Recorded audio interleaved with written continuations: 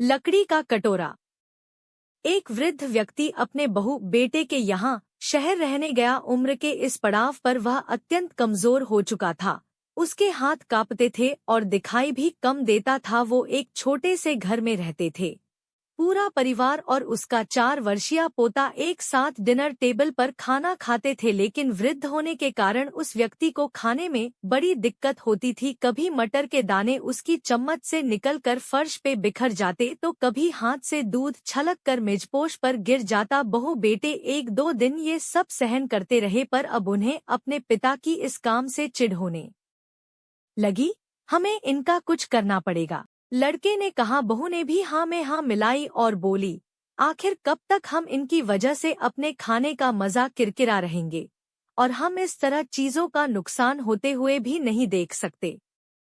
अगले दिन जब खाने का वक्त हुआ तो बेटे ने एक पुरानी मेज को कमरे के कोने में लगा दिया।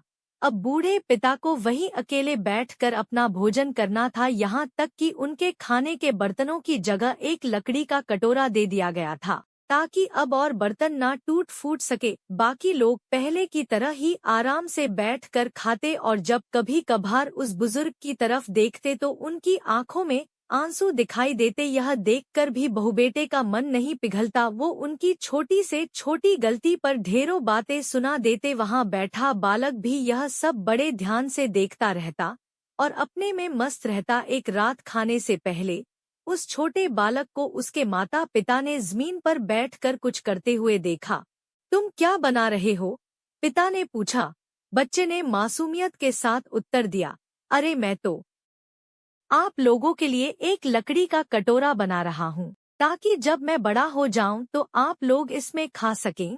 और वह पुनः अपने काम में लग गया। पर इस बात का उसके माता पिता पर बहुत गहरा असर हुआ। उनके मुंह से एक भी शब्द नहीं निकला और आंखों से आंसू बहने लगे। वो दोनों बिना बोले ही समझ चुके थे कि अब उन्हें क्या करना है। उस रात वो अपने बूढ़े पिता को वापस डिनर टेबल पर ले आए और फिर कभी उनके साथ अभद्र व्यवहार नहीं किया।